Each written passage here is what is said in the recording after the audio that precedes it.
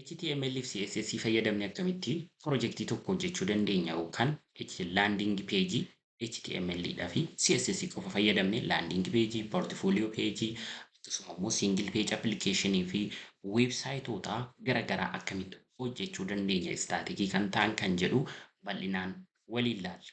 Moor weebsaayitii kana fakkaatu haala salphaa ta'een akkamitti akka dizaayin gochuu dandeenya hanga dhumaatti waliin turre waliin ilaalla. Kanaaf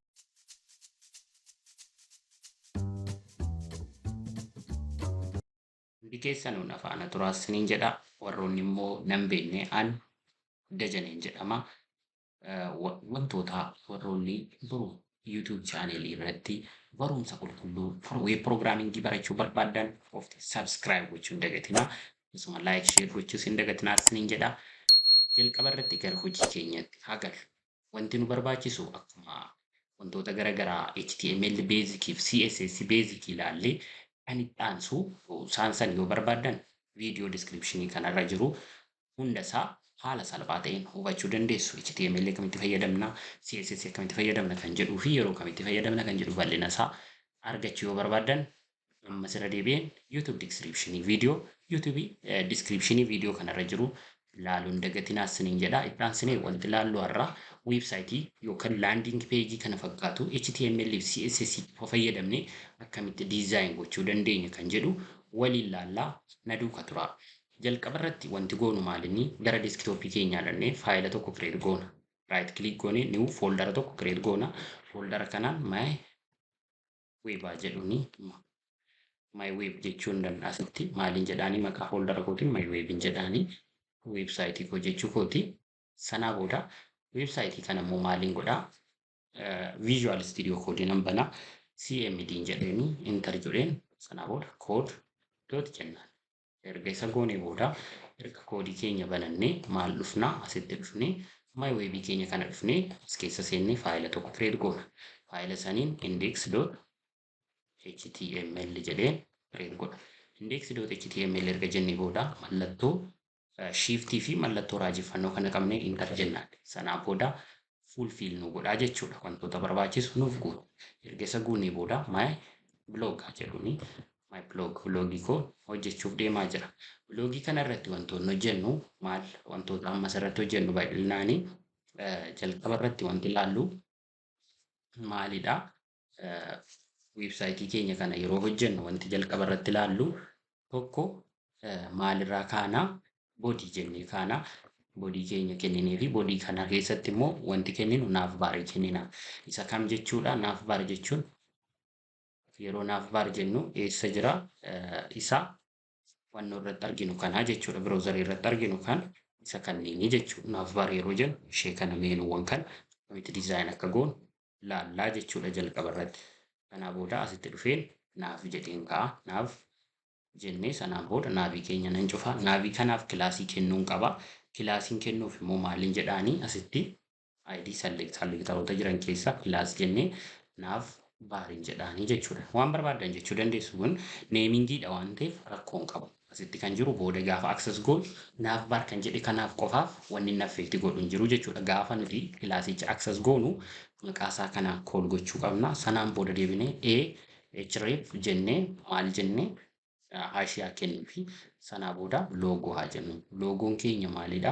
Fakkeenyaaf dajuu kan jedhu yoon kenne sanaan booda kilaasii isaa kanaaf kennuu qabaa jechuudha. Kilaasiin asitti kennuuf maalinni kilaas selektarii fayyadamna kana keessatti kilaas yeroo jennu maal fayyadamna loogoo haa jedhuun immoo loogoo keenya saniif wanta hojjennu jechuudha. Sanaa booda kan itti aanee jiru immoo meenuuwwan keenyatu jira. Meenuun nuti qabnu kaminni isaan kana hoomii abaawotaas koorsii fi kontaaktii kan jettu tana jechuudha. Sanaaf maaliin godhaa UL jedheen ka'a. UL keessatti immoo LI jedhaanii LI liistii jechuudha. Isa san irratti liistii kana irratti immoo liistii kana keessatti immoo maaltu jira? Liinkii qaba. Liistiin kun ofiisaatii liinkii keessaa qabaa. Jennee href jedheen kennaa fi sanaa booda maalaa jedhu home.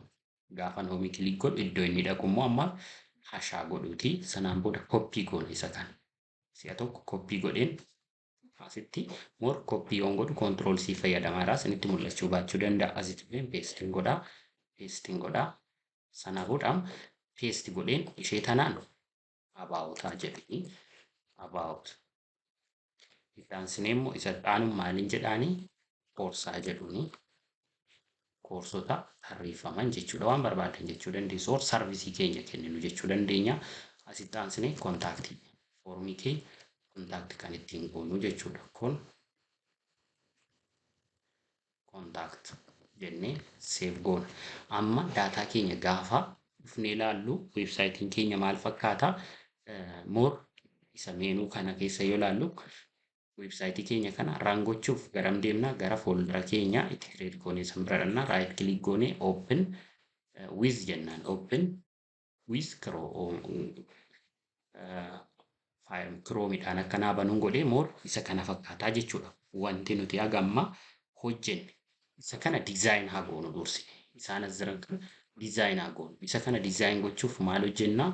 Faayila tokko as keessatti foldera my web jedhu kana keessatti faayila CSS jedhu tokko create goona. Sanaaf maaliin jedhaanii style external fayyadamna waan ta'eef external CSS fayyadamna. style.css jedhaan. Sana booda style kana immoo deebi'ee asitti load gochuun qaba. Link jedheen header irratti href jedhaanii sana booda style.css kiyyaaf sign godhadhaa. Relationship jidduu jiru immoo maal jennaani style sheet jennee kenninaaf. Style sheet. Sana booda isa kan cufnaa jechuudha. Erga isa kenninee booda wanti nuti fakkeenyaaf cheekaa goonu jalqaba irraa style sheet keenya irratti jechuudha. Wanti nuti cheek goonu maalinni jalqaba duraa inni hojjechuu baachuusaa as dhufnee universal selectorii haa kennuu fi $sign kennee isa kan assaayinaa goosisu. Sanaan booda background colorii fakkeenyaaf reedaa jedhu. Isinis waan barbaadan jechuu dandeessu background colorii an reed jedheera.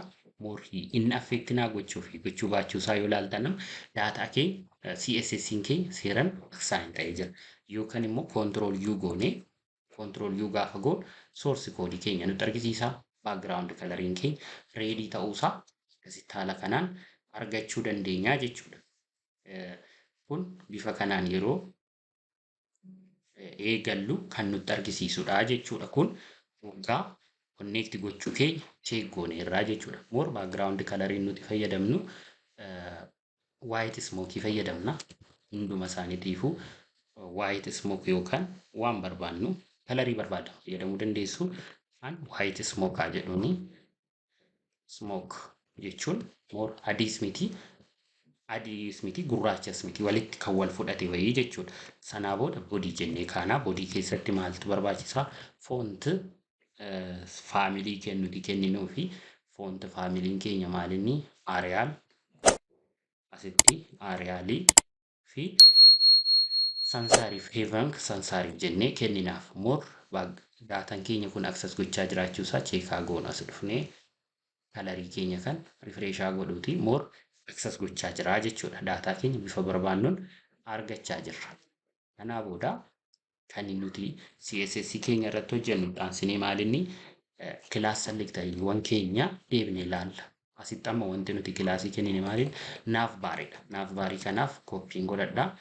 Ishee kana kooppii ishee tan maal goonaa kooppii goonee fidannee asitti kilaas selectoriin akkuma kilaasii darbe irratti yookaan marsaa darbe irratti ilaallee dootiidhaan access ta'a doot goonee maqaa kilaasichaa kenninaa. Sanaa booda as keessatti wantoonni nu barbaachisu background coloring keenya maal jennee red ishee kana ilaalaa jirra jechuudha. Background coloring keenya redidha. Refreshaa godhuuti background coloring keenya redii nu godhee jira jechuudha. Isee tan ittaansinee wanti nuti fayyadamnu immoo displeeyin keenya maalinni DF yoo jenneen display flex jechuudha. DF gaafa jennee enter jennu display flexidha. Align itemii maal ta'a keenya align item center garamitti jijjiirraa center irra goosifna. Sanaan booda paddingii keenya immoo paddingiin maal goona padding PDD jalqaba duraa isa kanaaf MPX, 20 PX goonee save goonaa jechuudha. Gaafa kanaan refresh godhu more isa kana assign naa godhee waan barbaadamu naa kennee jira jechuudha. Isa kana design goosifnee jirra. Itti aansinee wanti ilaallu amma loogoo irratti haa hojjennu. loogoo irratti hojjechuu fi ishee tana kilaatii tana koppii godhannaasii isa kan koppii goona sanaa booda sufnee doot kilaas jennee loogoo or ishee kana loogoo osoo hin taane loogoo haa jedhuni maqaadha waan ta'eef kan loogii osoo hin jedhe irariin irra dhumu hin jiru kan as jiruu fi kan HTML keessa jiruuf kan CSS keessa jiru wal fakkaachuu qaba. Kanaaf kalarii maal goonu kalarii isa loogoo kanaa waayitaa godhuuti. Not with white. Sanaa booda akkasuma immoo foonti saayizii keenya foonti saayizii 24px haa jedhuni guddisuuf jechuudha 24px. Akkasuma immoo kan nuti foonti saayiziin keenya foonti weeyitii haa kennuu fi meeqa foonti weeyit jennee meeqa kenninaa fi bold jechuu dandeenya. Bold gochuu dandeenya. Or 700 isaan kunneen kana fudhatu text ishee jala sararamtu san immoo irraa kaasuuf moo fakkeenyaaf isa kana haalaan waan outputii mul'atu laalaa haa deebinu. Gaafa isa kana refresh goonam isheen kun kallattiin kalarii isaa wal fudhateera waan ta'eef wanti nuti goonu maaliin text decoration kan jedhu irraa kaa'u. Asitti dhufnee text small size itti deebisuuti text decoration nan goona sanaa booda immoo itti aansinee text decoration naniidha margin right auto goonaa jechuudha. Margin right kan jedhu kana bira dhufeen auto goona save godhuuti daataa keenya gaafa refresh goon isheen kun bifa kana nu qabatteetti jechuudha. Sanaa booda wanti nuti irratti hojjennu amma maalinni daataa keenya bifa kanaan erga hojjennee booda more gara ittaanu immoo navbar UL itti dabarru jechuudha. Navbar UL kan jedhutti yoo dabarru maal fudhannaa isa kan navbar jennee UL kan jenne jira. Navbarii kana keessa UL. Kanaaf as dhufnee maal goonaa dot navbar UL an order list warra ta'an jechuudha. Navbar UL irratti list style maal goonaa nan goonaa jechuudha. List style type nan tokko kan ittaanee jiru immoo wanti kennuufii qaba display flex save goonaa page keenya haa refresh goonu. Yoo laaltanam isa kanatti nu deebiseera. Display flex kana qofatu isa san nu kenna. Isa kana comment gaafa godhu bifa kana qabaata. Display flex gaafa jennuun immoo flex godhee daataa kee bifa kanaan nu kaa'aa jechuudha. Eshi kanaa booda kan nuti barbaannu inni biraa maalinni navbar UL erga hojjennee booda navbar UL li jira jechuudha. Navbar UL li kana keessatti wanti hojjennu maalinni display hanni daataan achi keessa jiru gidiyoon jedheen maal jechuudha display block jechuudha. Display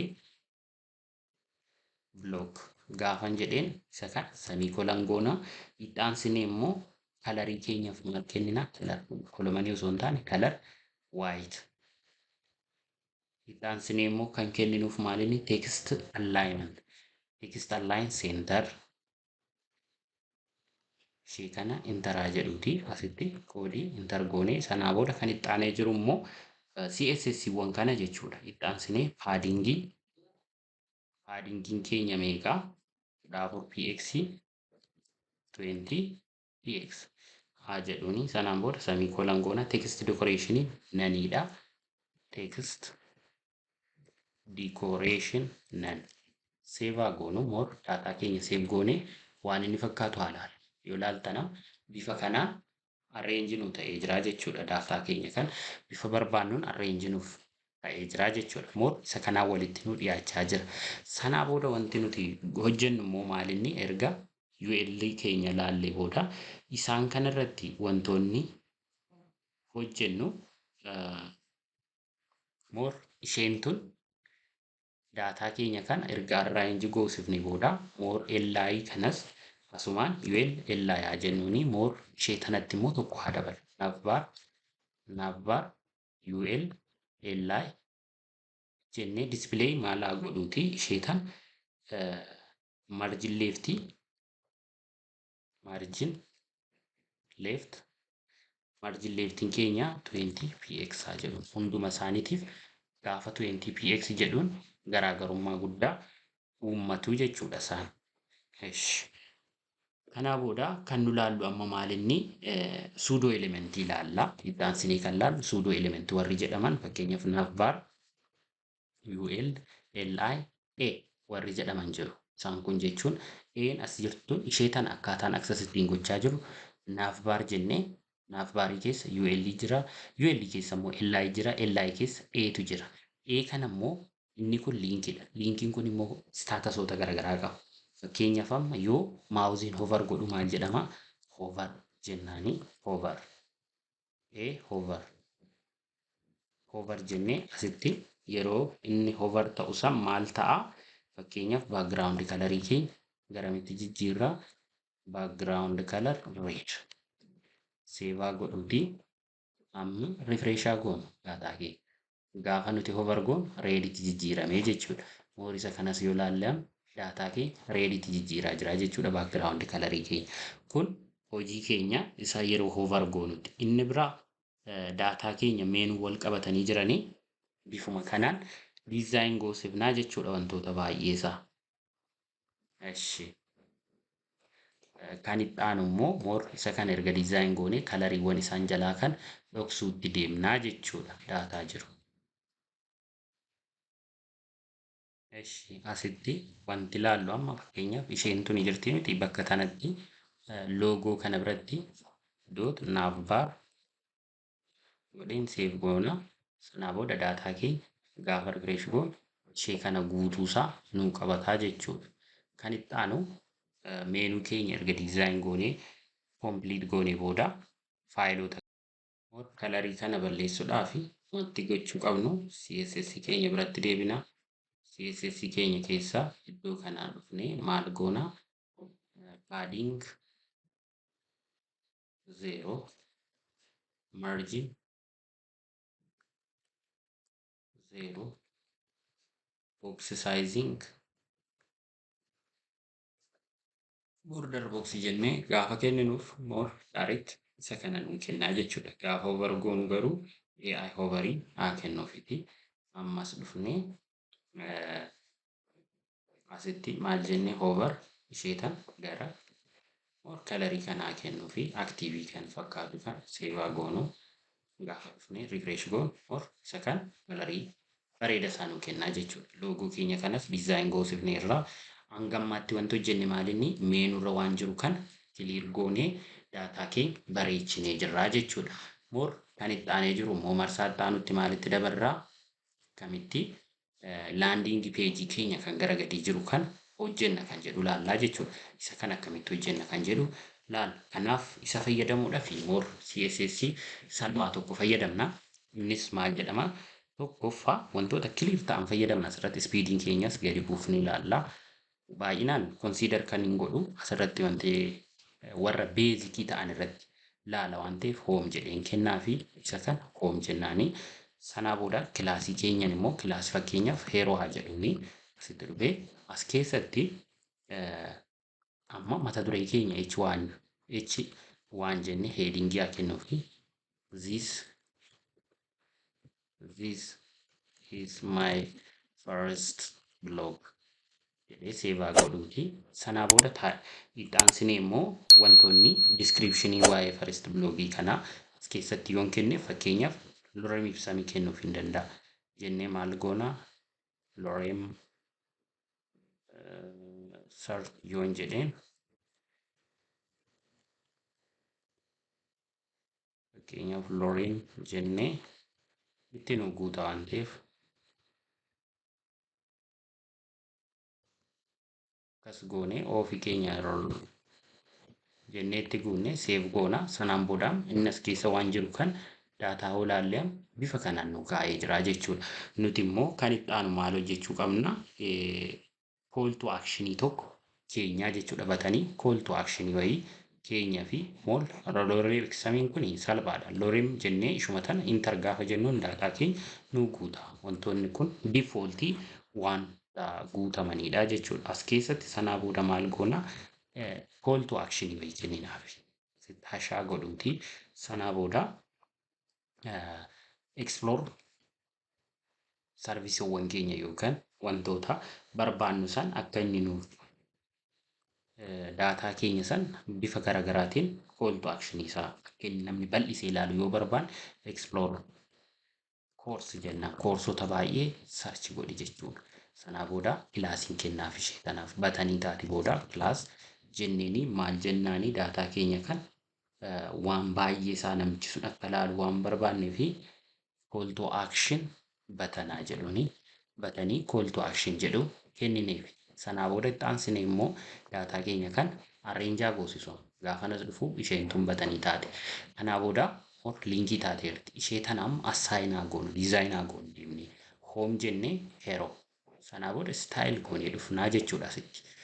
Gaafas dhufnu jalqaba irratti istaayiliin keenya heeroo irraa kaanaa jechuudha. Heeroo yoo jennu maalinni heeroon kun ishee tana jechuu. Fakkeenyaaf heeroon jedhaanii heeroo jechuun maal jechuudha? Ishee tana kilaasii asitti kennine tan finnee galchinaa. As keessatti immoo daataa keenya wanti nuti hojjennu heeroo irratti maalinni baakgiraawundi kalariin keenya bifa barbaannu fayyadamuu dandeenya. Baakgiraawundi kalar fakkeenyaaf an biskiyuu kana haa fayyadamu. Isin kan barbaaddan fayyadamuu dandeessu baakgiraawundi kalarii akkasuma immoo paadingii keessatti hanga barbaaddan fayyadamuu dandeessu 60 px. Sanaa booda ishee tan 60 px jedhee 20 px seevaa goonu. Sanaa booda immoo deebinee kan nu kennuu fi qabnu heeroo irratti maalinni text align center seevaa goonu daataa keenya amma dhannee haalaallu biroozarii irratti refreshaa goonu moor isa kana nu kenneeraa jechuudha. Kalarii kee bifa kana fakkaatuun daataa kee diizaayinii godhee kaa'eeraa jechuudha. Moor ittaansine immoo H1 qaba heeroon kun as keessaa isa haalaallu. Fakkeenyaaf H1 jenneen ishee tana jechuudha. Kilaasii heeroo jedhu keessa H1 kan jedhu jira. Sanaa booda maal goonaa doot heeroo jennee H1 jennee kenninaaf jechuudha. Akkaataa aksesittiin goonu. Sanaa booda achi keessatti foonti saayiziin keenya meeqa kan H1 foonti isaa jedhuuti 24px jedhuuni 24px. Itti aansine immoo paadingiin keenya margin bootamii haa kennuu fi margin bootam MB yoo jennee margin bootamii ta'uu isaa hin beekaa 10px haa jennu. 10px seevaa goonu daataa keenya gaafa refresh goonu moor ishee tanarraa gadi nuusiisee peejii keenya kan bareechee nuuf kaa'aa jechuudha. Moor isa kana ulaa guddifa foontii keenya ishee tan gara 36 px taa guddisu daataa keenya kan clear gaafa goonu moor bareedee nutti mul'ata jechuudha. Amma kan irratti hojjennu immoo maalinni heeroo keenya keessaa kii irratti hojjenna. Kii paaragiraafiin kun maal akka ta'uu qabu irratti hojjennaa jechuudha. Heeroo P jennee kaana maal jechuudha? Ishee kana hoolaaltanam heeroo P yoo jennu heeroo keessa seennee kilaasii heeroo keessatti maaltu jira? P'nis jira jechuudha. Kanaaf akkas goonee aksas goona. Gara olii kana fayyadamne kan heeroo jennee kii jennee kaana elementii aksas goonaa jechuudha. Sanaan booda foonti saayiziin keenya meeqa? Foonti isaa jedhuuni 18px haa godhu kan paaragiraafichaa jechuudha. Margin bootamii MB margin bootamii isa saniif kan gara gadiitis 20px seevaa goonu or koodii keenya dhifnee output isaa laala bifa kana fakkaataa jechuudha. Sanaa booda daataa keenya immoo inni kun baay'ee isaa waan baay'atee fi call to action keenyaaf haala description isaa irratti waan baay'ee isaa waan baay'atuuf moor akkas goonee kaa'uu dandeenya. Text align center goona. Sanaan booda save goona. Centeritti nuuf align ta'a jechuudha.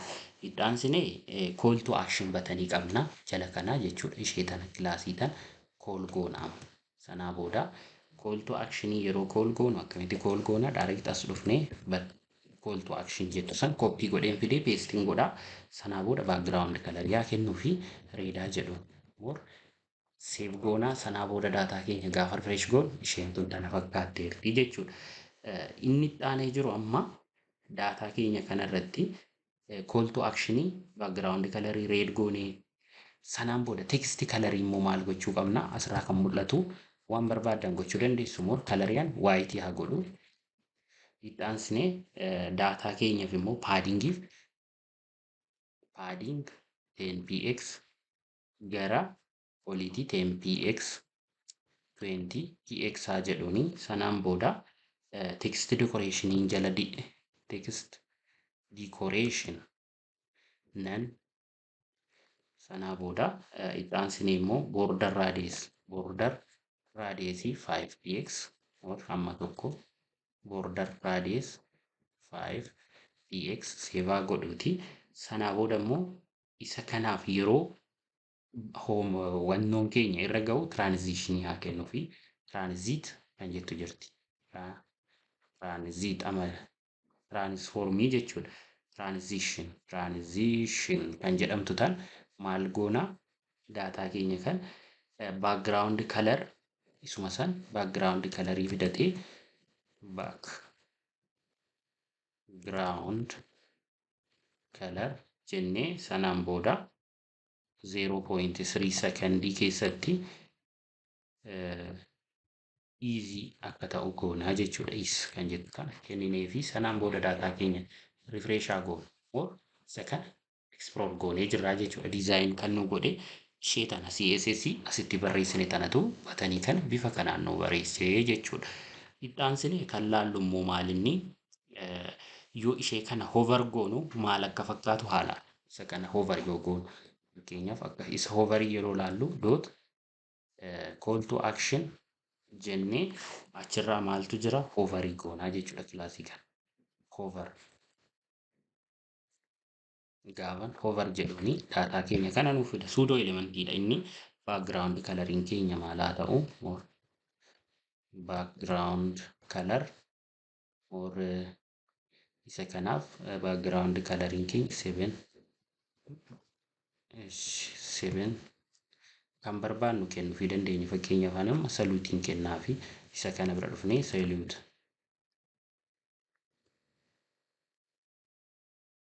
waan barbaanne kennuufii dandeenya.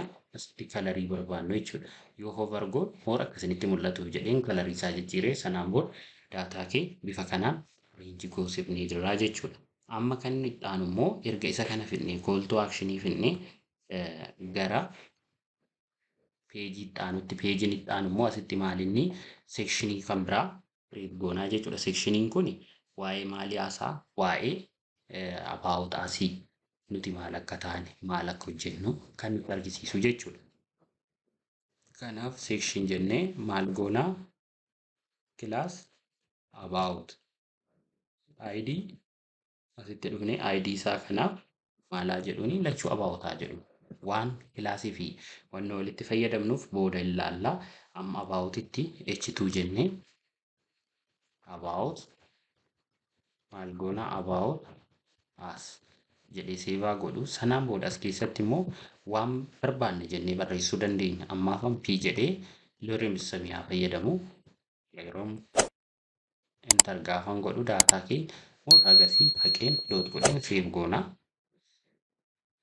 Waan baay'atuuf jedheen haqee sanaa booda clear goonee waan jiru san achirra keenyaa jechuudha. Kanaa booda peejii keenya gaafa refresh goonu isa kana kan fakkaatu nu qabatee bahaa jechuudha about asirratti. Kanaa booda more itti aansinee immoo kan laallu maalinni erga about asii kan design goonaa jechuudha. Ishee about as jechuudhaan design goona. About asii akkasuma warroota kanneen akka contact asii hunda isaanii iddoo tokkotti design gochuu dandeenya. Ammaaf garuu daataa keenya kan asitti about asii yeroo design goonu as dhufnee gara style deemnaa. Sanaan booda dot goonee about jedheen ka'e. Sanaa booda asittiin dhufee maaliin godhaa about kanarratti paddingiin keenya didi padding sanaa booda 50px dha.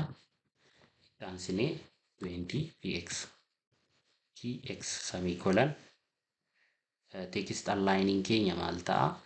Text align center kanaa booda seevaa goona. Amma gaafa refresh godhu isa kana fakkaatee jechuudha about asiin keenya. Akkasuma immoo isa about asii kanaaf kalarii wayyaa kennu kophaatti waan inni fakkaatu. background color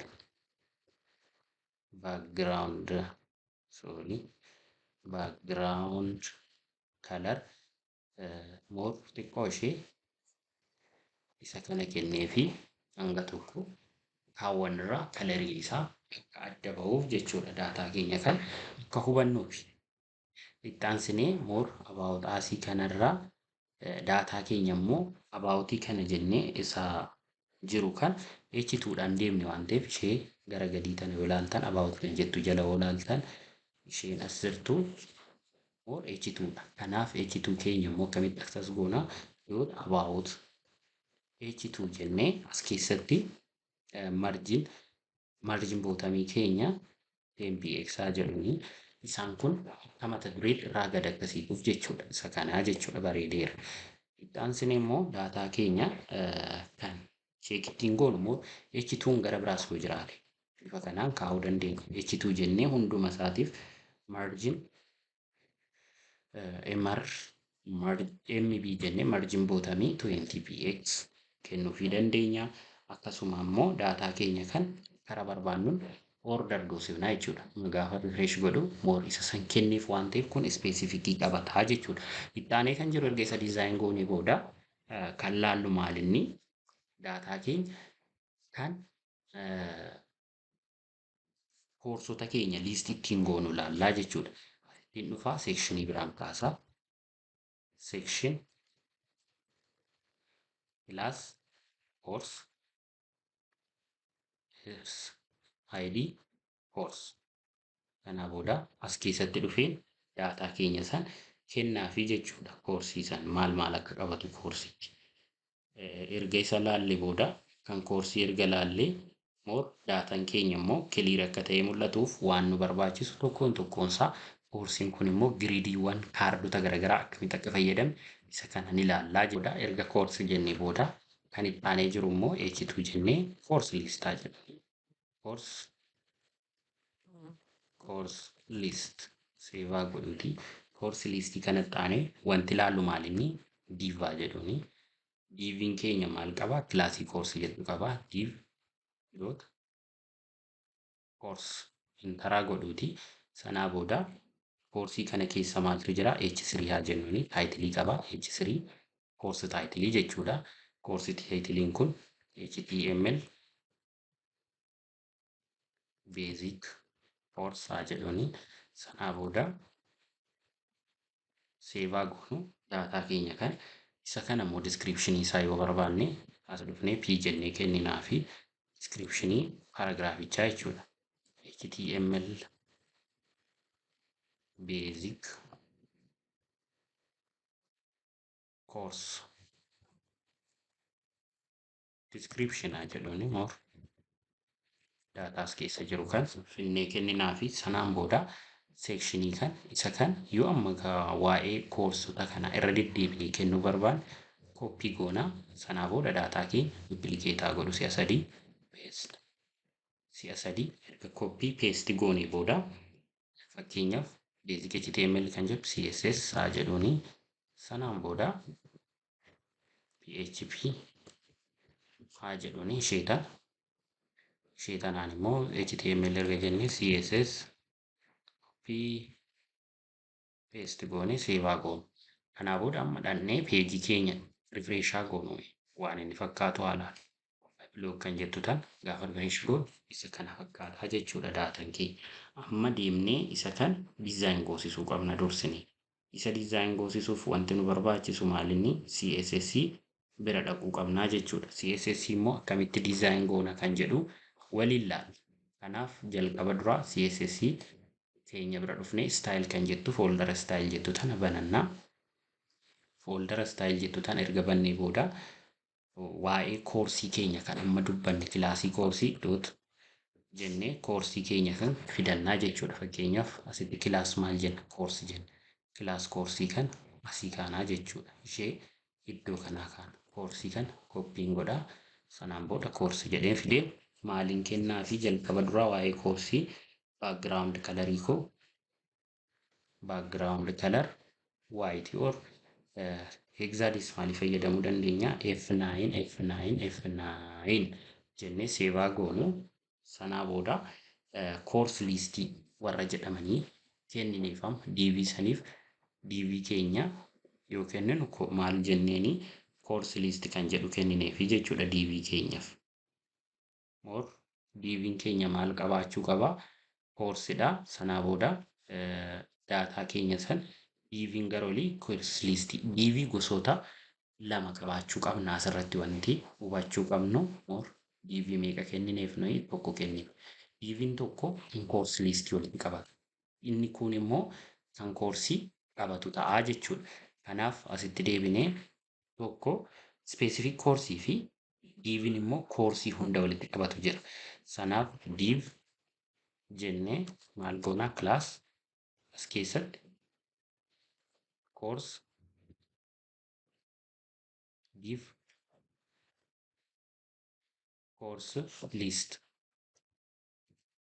course listii inni kun DV'n kun eenyu hammata hunda isaanii walitti qabataa jechuudha. Warroota jiran DV koorsota jiran guutuu isaanii walitti qabata. Fakkeenyaaf koorsii 3 jira. Koorsii 3 isaaniitu kan walitti qabatudha jechuudha. Erga isa kenninee fi course listii kana erga kennine more koorsiin kun immoo kophaatti specificii kan achi keessaa bahee fudhatamedha jechuudha course listii keessa. Eshi kanaa booda as dhufnee maal goonaa isheen tuni koorsiin tun hunda walitti qabatti waan ta'eef courses jennee isii bulularaa goonu. Kanaa booda as dhufnee waa'ee ishee yoo hojjennu immoo maal goona koorsisii kenninaafi jechuudha. Faayilii keenya kan waa'ee koorsisii yeroo dubbannu asitti maal goona ishee asitti background coloriin keenya amalli isaan fudhatan kan abaawota asitiin waluma fakkaataa courses kan jedhu kan kenninaafi jechuudha. Doot goona ishee tana bakka kanatti doot goone save goona courses kan jedhu kenninaafi. Sanaa booda isheen tun immoo kan koorsisii asumaan background colorii isaatis tokkuma akka fakkaatu goona. Ixaanee kan jiru immoo kan laallu maaliin course listidha. Course list. Course listii keessatti maaltu jira? Daataan keenya course listii keessa jiru dflex, displayflex, justify, enter jennee justify content, justify content centerii haa ta'uufi sanaa booda flex wrap kan jettu maal goona wrap goonaa jechuudha. Seevaa godhuutii daataa keenya dhannee haalaan refreshaa goona. Amma daataa keenya bifa barbaannoon arrange nu godhaa jira jechuudha. Sanaa booda immoo koorsii kophaa isheetti single koorsiin maal akka qabattu laalla. Single koorsiin erga kana kennineefi booda single koorsiin immoo maal qabatti doot goonee asitti course kan jennee kennineef jira. Koorsiin tuni maal qabatti tokko background coloriin keenya background color hexadecimal ff jennee kenninaafi sanaa booda borderii haa kennuufi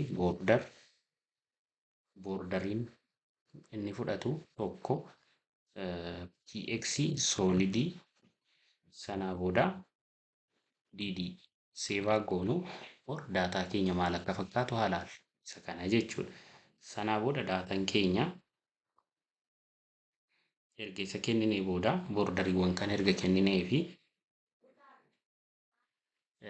bifa diizaayin ta'e kan arganneerraa jechuudha. Ballu more koorsii kanarratti wanti itti daballu tokko maalinni koorsiin kun maal qabaa? Paadingii qabaa, border raadiyeesii qabaa, border raadiyees 5px jedhuuni akkasuma immoo paadingiin isaa 20px akkasuma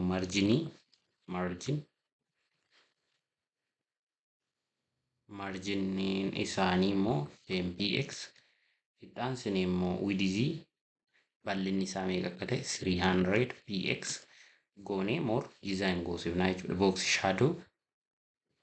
Box shadow keessatti 2px kanaa booda asitti immoo 8px RGB fayyadamuu dandeenya background colorii isaanii. More ammaaf hexadecimalii maalaa fayyadamu ff more f9 f 3 haa jedhuuni 5 4 seevaa godhu sanaa booda daataa asitti dhufnee more iskiriinii keenya rifreeshaa goona. Bifa barbaannuun akka barbaannutti arreenji nu godhuu isaa arginaa jechuudha isa kana. Kanaa booda more kan nu hafu maalinni koorsii keenya kanarratti wantoonni muraasni isaa amma tokko daatawwan keenya paraagiraafiiwwan jiran as keessa koorsii keessa jiran kana H3 kan ammoo arreenji goosisuu akkasuma fakkeenyaaf H3 yoo dhufu maal akka ta'u asitti dhufnee fakkeenyaan koorsii H3 keessa jiru san foont saayiziin isaa meeqa akka ta'u 20px akkasuma immoo margin bootamiin margin bootam 10px jennee seevaa godhuuti daataa keenya gaafa rifresh godhu bifa kanaan qabataa jechuudha koorsiin keenya. Sanaa booda detail description waa'ee koorsii yoo dubbachuu barbaanne bifa saniin nuuf kaa'aa deemaa jechuudha. Or imeejii koorsiiwwan irratti yoo barbaanne asitti finnee imeejii galchuu dandeenya. More daataa keenya bifa kanaan yoo align goosifne waan baay'ee isaa yeroo keenya qusachuuf jecha speed up haa godhu koodicha. Imeejii galchitanii ofii keessanii shaakaluu dandeessu jechuudha. Kan itti aanu immoo maal laallaa kan nuti ilaallu waa'ee akkamitti daataa keenya kan karaa kana kan aanuu jechuudha. Isa kana kan fakkaatu akkamitti kool gochuu dandeenya kontaaktaas foormii akkamitti hojjechuu dandeenya kan jedhu waliin laallaa ammaxxaanee kan jedhu jechuudha peejii keenya. Kontaaktaasii hojjechuudhaa fi wanti nu barbaachisu seekshinii wayii kireet goona. Seekshin jennee seekshiniin kun maal of keessaa qaba? ID kontaakt jennee akkasuma kilaasii immoo maal goon kontaaktaa jedhuuni. As keessatti cufnaa sanaan booda seekshinii kanaan H2 haa jedhuuni kontaakt geettachaa jedhuuni or kontaaktaas haa jennu wanti inni kontaakt as qunnamaa jechuudha. Sanaan booda karaa namni ittiin kontaakti nu godhu tokko finnaa foormii qaba HTML elementiiwwanii for sanaa booda foormii kana keessatti immoo leebiliitu jira. Leebiliin kuni tokko maqaa nama nuuf daataa ergaa jiru sanii neem jennaanii sanaan booda input fiildii isaa input type text kanaa booda neem haa jedhuuni. As keessatti immoo placeholderii kennuufii dandeenya. Enter neem jenna. Neem isaa akka galchuu gaafannaa sanaa booda leebilii itti aanu finnee gallaa jechuudha. Leebil inni itti aanu immoo iimeelii isaa akka galchuu gaafannaa Gmail akkaawuntii nama sanii irraa rikoordi godhachuuf Gmail akkaawuntii isaa finnee gallaa. Input type maal jennaanii taayipiin keenya iimeeliidha. Kanaaf booda placeholderii iimeelaa godhuuti. Neemis iimeelaa goonu. Kanaaf booda ishee kan kiloosaa godhu. Dhaansinee more leebilii keenya waan baay'ee barreessuu dandeenya. Ammaaf teekst eeriyaa tokkotti haa dabalu. Teekst eeriyaa neem jennee description or message jechuu dandeenya. Message kanaa booda placeholder the placeholder add message here save haa godhu. Kanaa booda save goonaa. Daataa keenya immoo asitti dhufnee button type submit. Kanaa booda button submit erga jennee daataa keenya kan send jennee save haa godhu. Sanaa booda daataa keenya ishee kanaaf foormii kan diizaayin goosifnee jirraa jechuudha. More haa laallu amma daataa keenya erga isa save goone booda diizaayinii isaa immoo maal akka fakkaatu haa laallu akkamitti CSS keenya diizaayin goosifna isa foormii kanaa jechuudha. Kanaa booda foormii keenya diizaayin gochuuf jalqaba duraa eessa dhannaa CSS bira deemnaa. As CSS bira dhufnee kilaasiin keenya maal ture kontaaktiidha. Kontaaktii keessatti immoo maal foormiitu jira elementiin HTML maal turaa foormiitu jira. Foormii kana keessa immoo display flex haa ta'u ittaansine flex directioniin isaa immoo maal ta'a kolumanii haa ta'u flex direction koluman goonaa sanaa booda widthiin isaa maximum width kennuufii dandeenya max width 400 px sana kan caallee kenninaa fi sanaan booda marginiin 0 auto jennaani seentarii godhaa jechuudha gaafa kana kenninuuf daataa keenya dhufnee peejii keenya my blog kan jettu refresh gaafa goon bifa kana nu kennaa jechuudha. Sanaa booda amma wanti nu hafu maalidha? Daataa keenya erga bifa kanaan kennine contact section contact h2 or h2 keenya yoo kanatti kan kennine h2 margin bottom 20 jennee daataa keenya bifa kanaan erga keessifnee booda css keenya bifa biraatiin itti daballaa jechuudha. Ittaansine kan laaluu qabnu maalinni leebiliidha.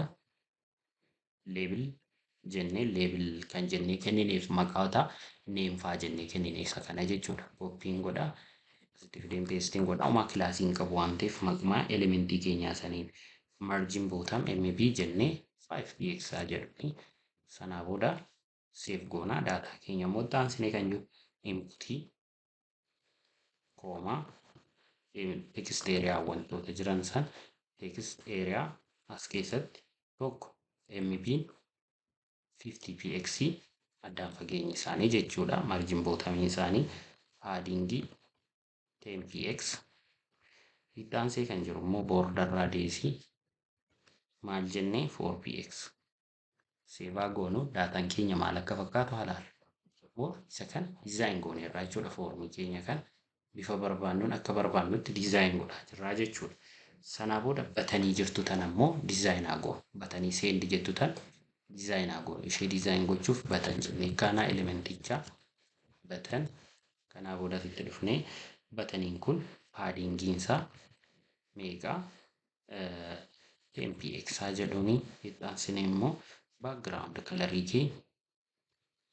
background color hash ff000 save goonu diimaa jechuudha. Sanaa booda ittaansine immoo kan jiru maalinni kalariin achi keessaa tekstii send jettu sun white haa taatu color white godha. Border nan ittaansine kan laallu immoo border radius 5px haa kennuu fi ittaansine immoo cursor kan jettu jirti. Cursor pointer goonaa jechuudha. Cursor pointer save goona daataa keenya gaafa amma laallu more bareedee nutti mul'atti jechuudha. Ittaansine immoo kan laallu maalinni yeroo batanii kana hover goonu maal akka kalarii kamii akka argatu yeroo gochuu barbaannu maal goona as dhufnee batan jennee batanii kan hover yoo goonu hover background color isa kanaa kennuu fi more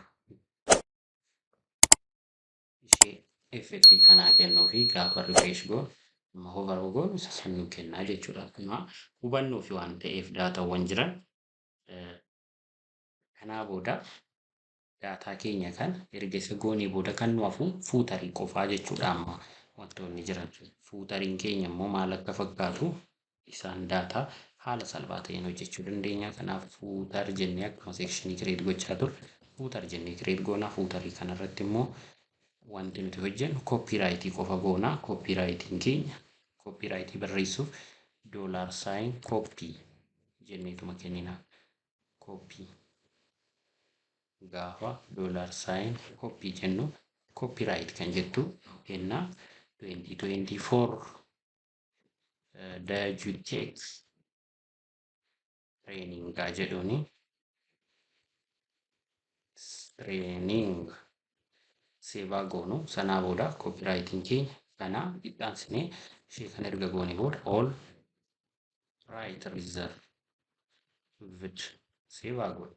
Isa kanaan reserved ta'ee jira jechuudha. Sanaa booda fuutarii keenya kana CSS isaa hanga tokko design haa godhu. CSSif fuutariiwwan CSS keessatti barbaachisan maal akka ta'an asumaan hubannaa jechuudha. Jalqaba irratti fuutarii irratti text align centerii ta'uu qaba. Fuutar jennee gaafa kaanu more fuutar jenne kilaasiin keenya maalidha? Fuutariidha. Asitti kilaasii kennuufii qabna. Kilaas fuutar seevaa godhuutii as dhufeen dot fuutar. Sanaa booda fuutarii keenya kanaaf text align center taansinee paadingii 20px taansinee immoo background color H333 naaf fixuutii more fuutariin gurraacha waan ta'eef bordarii nanaa goonu. Taansinee immoo border radiusii keenya kan fuutarii kenninuu fi dhiisuu dandeenya. Border radiusiin nu barbaachisu fuutarii irratti akkasuma immoo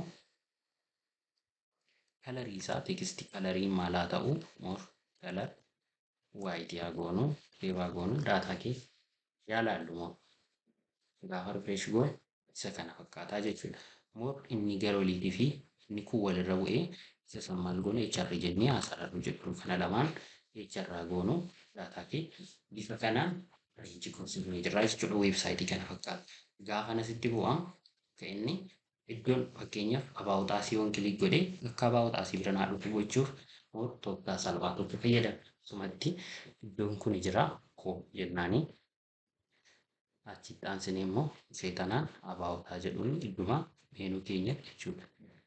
About itti aansinee immoo asitti course itti aansinee contact seevaa godhuti. Amma ishee tana gaafa nani kilik godhu ishee home jettu. Fakkeenyaaf isa kanarraa kaasutti amma gaafan home kilik godhu home bira na fida. Gaafan immoo course kilik godhu course biratti na fudhata. Contact asii gaafan kilik godhu contact asii bira na fida jechuudha. More kun liinkii goosifneerra single page application ta'ee jira jechuudha weebsaayitiin keenya. More isheen tun H2 kan jennee kennine contact asiin tun kophaatti hafteerti. Ishee haa laallu maaliif hafte? H2 contact as sanaa booda akkas gochuu dandeenya. Ishee asitti kan kennineef jira. Fakkeenyaaf H2 margin 20px jennee H2 keenya kana isaan kanaan wal fakkeessine kennuufii dandeenya. Fakkeenyaaf font size H kan erga kenninee booda asitti dhufnee fuudhu. Kan koorsii keessa kan contact asii keessa jirtu iddoo contact asiin jirtu san bira dhannaa. Sanaan booda contact formii jechuudha. Asitti dhufnee contact sanaan booda H2 jennaanii daataa kana kennaa fi seevaa goonu. Sanaa booda text align center save daataa kee gara seentariitti nu dabarsee jira jechuudha. More weebsaayitii keenya baay'ee kan bareedee landing page perfect ta'e tokko hojjennee jirra jechuudha. Kanaaf more source code isaatii fi akkasuma wantoota biroo yoo barbaaddan YouTube channel kan description isaa irratti argachuu dandeessu. Gitaabii immoo akkamitti akka fayyadamu koorsii isaa yoo barbaaddan comment irratti naaf barreessuu hin dagatinaa. Warroonni immoo YouTube channel keenya kanaaf haaraa taatan subscribe gochuu hin dagatinaa. Sinin miidhuu subscribe gochuu hin dagatinaa sinin jedha. Horaa bulaa deebanaa waan na faana turtaniif bye bye.